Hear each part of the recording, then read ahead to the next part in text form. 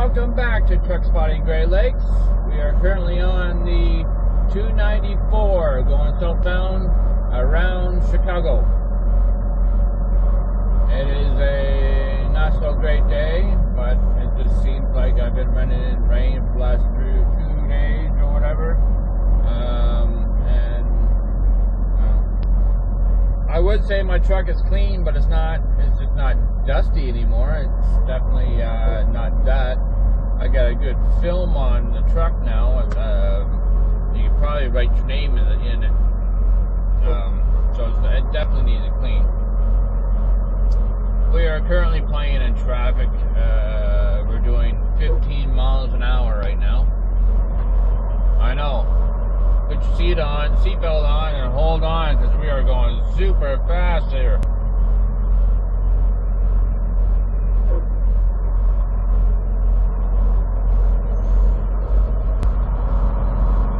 So sit back, get yourself a bag of popcorn. I got my bag of popcorn. I hope you got your bag of popcorn. Grab yourself a beer if you're old enough.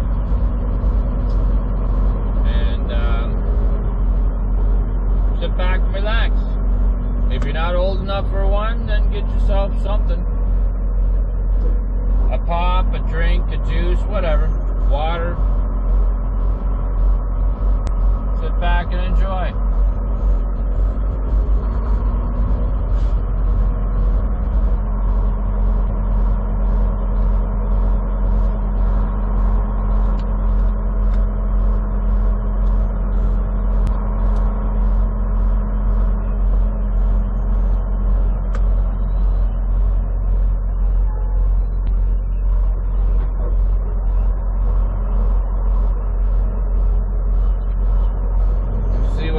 Saying on the CB.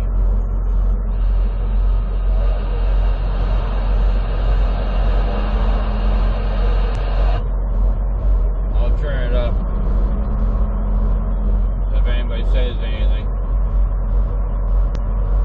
Sure is a lot of trucks, eh?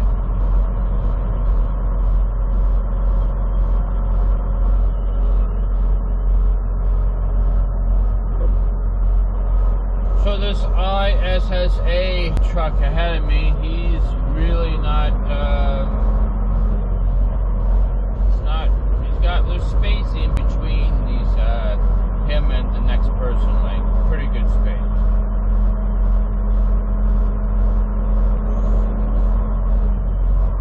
I guess we're not all in a big rush at this point. I would love to be in a rush and love to be able to go faster than, 23 mile an hour, but it's construction, and hopefully once we get past this construction area, then everything picks back up again and we can just go, because we got another 47 miles till we get to the 94. Oh, we have a broken down truck right in that aisle. That's probably what's causing all of this. Let's see, and I should have been in that other lane right there. That bar one there, I should have been on that. Everybody seems to be going pretty good on that lane.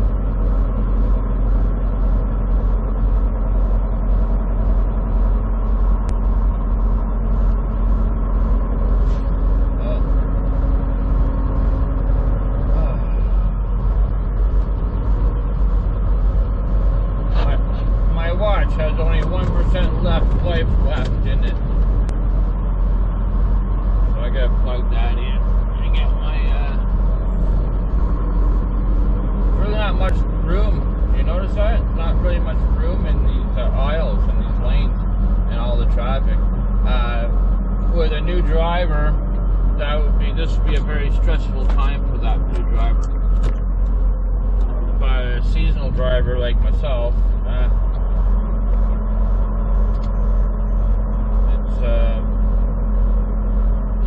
you keep yourself on your toes at this point, but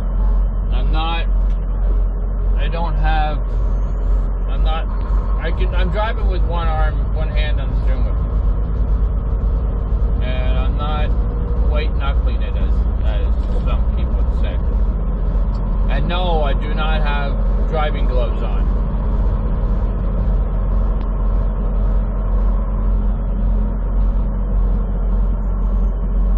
I was running with another driver a couple of videos ago, and I was heavier than that driver was, truck-wise, that is. And I was always constantly slowing down to let that driver catch up to me. We both did the same speed, exact same speed, 65 mile an hour. When he was American and I'm Canadian, that doesn't matter. I just figured I'd tell you just in case one of you guys may say, well, that must have been a Canadian driver, but no. I got 24 years experience and he has 7 months. Hey, exit 27A for 34 eastbound, open with all this construction. Okay. The UPS truck in the right lane with the brakes locked up, he's dragging him along. Pull it up already.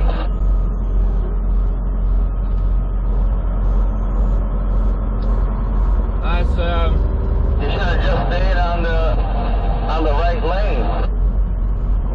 shooting over his Anybody know what's going on at 294 going southbound? Yeah, truck in the right lane, there's brakes. Got it 4 ways on it. Roger that, driver. Fuck out the lane. So if you guys don't understand what they're saying, they're talking about that UPS driver back there that we passed.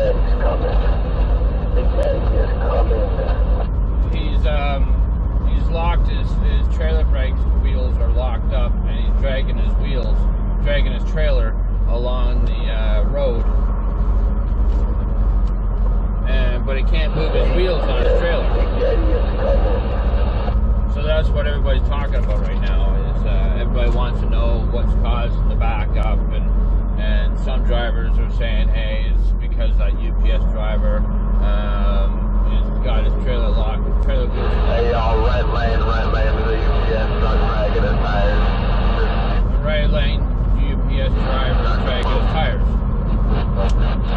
So instead of calling a wrecker, which is a big tow truck, he's dragging the wheels, which is going to,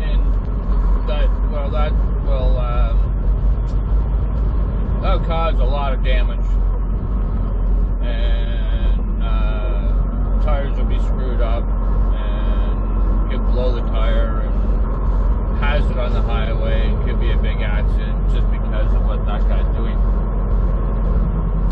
But I can also see what he's trying to do too. He's probably trying to find a safe place to pull over, because really, tow trucks going to show up there, and you see how these lanes are so narrow. Probably just an option 5 in the morning, harassing truckers. I'm going to turn that down for now.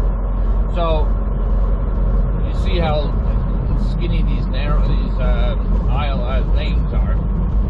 Can you imagine people driving as fast as we're driving right now, going by you when you are out of your tow truck trying to hook up to the truck, and then trying to find a way to disconnect the brakes, release the brakes on the trailer, then hook it all up and then tow it out? You can't do that like this. It happens, but it's very dangerous.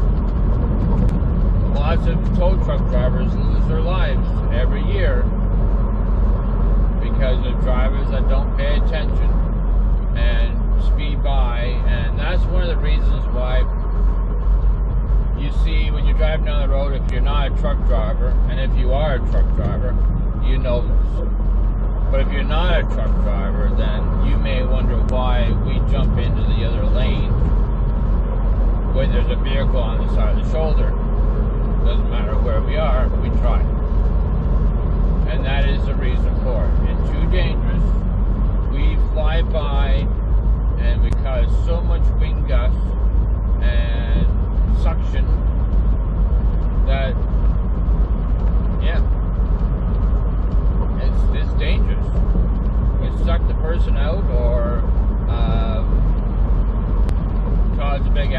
kill that person, or it's just not, it's overall, it's not safe. Safe is to move over into the next lane. That's safe. And I think that everybody should do that, not just big trucks. I think cars, bikes, anybody that sees someone on the side of the highway, I think they all should move over at least one lane. Maybe slow down a little bit, but move over. Just like when you see a cop on the side of the road with what we call customers. You move over for them, or an ambulance driver is driving up and you know you have to move over and slow down or whatever because it's a fine. Well, it's also a fine if you don't move over when there's a cop on the side of the road. You don't know it yet, but that is actually against the law. You have to move over. If you do not, some states they'll drop whoever they got pulled over, get in their car and chase you down, and give you this big ticket because it's not safe and you whatever. So to the right hand side, it's a rail yard. I used to go into this place and pick up my trailer that was just dropped off from the trains. And it's a huge place. And you go in and you get your trailer, usually in a lot somewhere. You gotta go through all the stupid stuff that you gotta get through to get inside. And computer, big list of everything, trailer number, then they tell you what lane you gotta be in, and then you go drive your trailer and you come out and take off. Same thing with dropping trailers off. I know someone very well that would love to go in there and film taking the trucks off, or the trailers off, and things like that, right? So, right, Jeff? That's right. He's probably sitting there shaking his head going, yeah, I love that, yeah. I knew it, Jeff. Anyways. We're getting closer and closer to the 94, which is really cool. I'm getting closer and closer and getting out of this area. That's really cool too.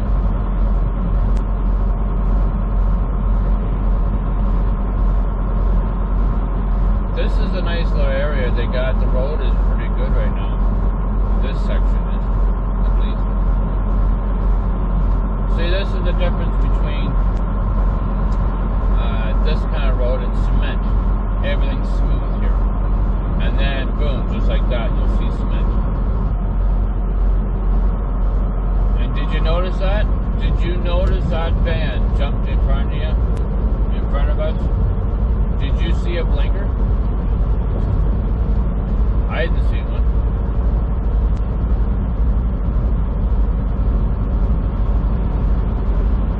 So, back to the cement and problems. It's cheaper to put the cement down on the road. It is cheaper for them to do that. Overall, cheaper. But sometimes cheap is not really the cheapest route. So in this area, like every area in the north, in the snow belt area, water gets into the cracks over here, all these little cracks and whatnot. They can try and fix it as much as they can. And then it freezes and it cracks the cement. And then or it lifts the cement up, and then the snowplows come along and then they jab into the lift up cement or whatever, and they break it. And now you got huge holes in the cement. When you come across something like this right here, there's nowhere for the water to go. It's all smooth. There's give to this road. There's give to it. It's not a solid thing. So as people like myself that's super heavy drives down up and down the highway, the road will absorb support the weight a lot better. And then, you know, you get your little odds and ends cracks or whatever, but this is much better, and I think they should have just kept making roads like this, especially up here. They can do the cement stuff down south, California and all that stuff, it probably works much better there. But see, we went from that to back to the cement, and it's a lot rougher. It bumps and all that stuff. Anyways, who am I? I'm just a truck driver. I think they should stop doing this. They started doing this in Canada too. They're gonna so regret that. They are gonna so regret that. I guess the only good thing about cement, and in fact, well, one of the good things about cement, I guess, is that if it's broken, then they can just cut it out, the old piece, and then fill it back up with brand new cement, and then you're good. But they need to be able to balance it out. Usually when they fix something, it's either a bump or a hole once it's all dry and all that stuff, and they didn't put either enough in or they put too much cement in, and or the gravel, the land raised it up a little bit or sunk it in, and then you get holes. You get grooves, you get bumps, you get, you know. And you say, well, it's only a little bump, a little bit groove or whatever. But when you're driving down the road and you're pulling a big trailer like this, a little bump or a little speed bump or a little groove or whatever, as it gets deeper or raises up, it gets bigger and bigger, and it becomes not just a little speed bump. It becomes a ramp, like a jump, or it becomes deep enough that you can take a bath in. It just doesn't stop. It either raises or lowers. And see, here I am rambling on again.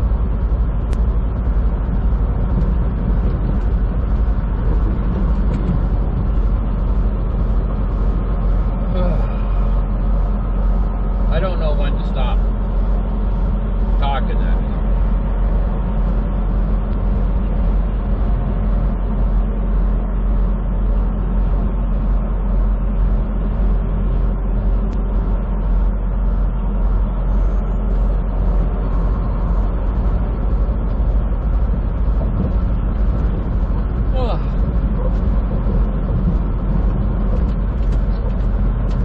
Overall, I guess the traffic around here right now is good.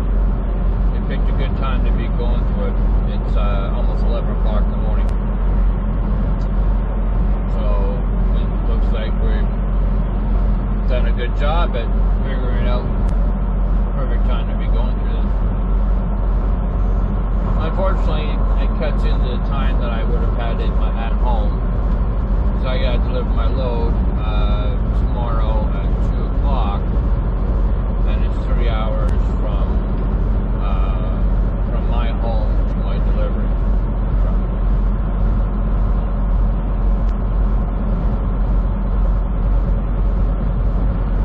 So long time up and back at my truck by 10 o'clock or by 9:30 in the morning.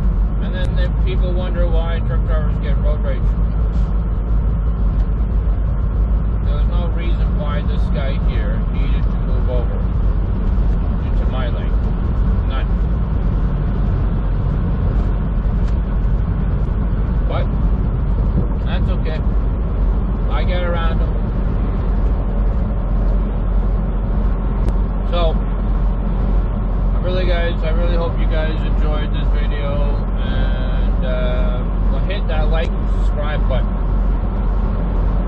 And hell, tell everybody that you know about this channel and how awesome it is. Because you like trucks like as much as we do,